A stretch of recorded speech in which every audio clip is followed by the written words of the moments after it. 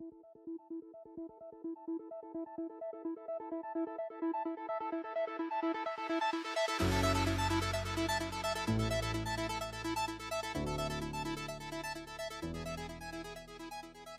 know, we're going in there with a couple guys that have earned some jobs, and a couple of things that we're going off of some instinctual stuff and some gut feels that we have. But with guys coming back from injuries that are going to play some vital roles in filling some innings, and we've got some young kids, but we'll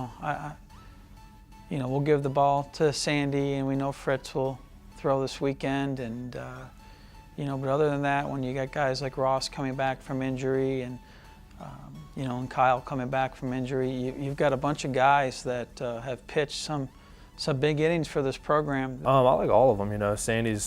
He stepped into his own element last year. Towards the end of the year, he stepped up big for us when we had problems with other arms going down and different guys not, having injuries and stuff like that. And Sandy, he became a good guy for us last year and the end of the season. So I expect big things out of him. I think he'll do fine for us this year.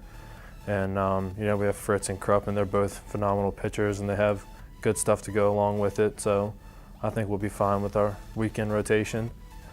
We have some talented young kids. We have some guys developing and guys returning like Gerber and Threehouse that really pitched some crucial innings out of the pen for us last year. It was an easy transition in the fall, especially with Jeff and Josh coming back, because their verbiage is the same. It's funny, but we were just talking about the other day that they know things that are going to come out of my mouth before even I say them, and they know exactly what the wording is going to be. And for them to be able to relay that information to our guys, the experiences, the expectations, the culture that specifically those guys created. And so to have those two with our players, just to understand what Radford baseball is all about, it's been huge for us. And having Matt Ryan in the program to do our pitching, he's a mixture of a bunch of guys that I've worked with before. He's got a laid-back personality. He's also has that, he's going to say something and it's going to mean something to you. There's no fluff to him. He's just a guy that just wants your guy. He expects you to compete. He just truly expects you to compete and grind on the mound and find ways to get you better. There's no set way to do it. He's going to just figure out a way. 3 guys that have played in professional baseball, 3 guys that have been successful in college and Division I at really good baseball programs. So we're happy to have all 3 guys.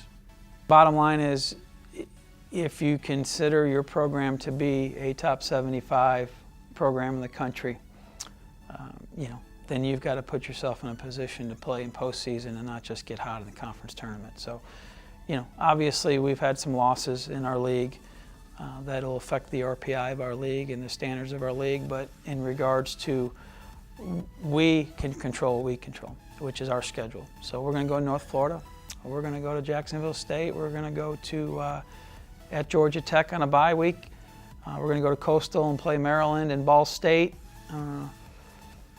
We have the Virginia Techs of the world, the Wake Forests. We just schedule and schedule the right people. And if we're having a good year, it'll put us in a position to get in at large. And if not, it'll put us in a position to get better. I'd always like to go out on a high note.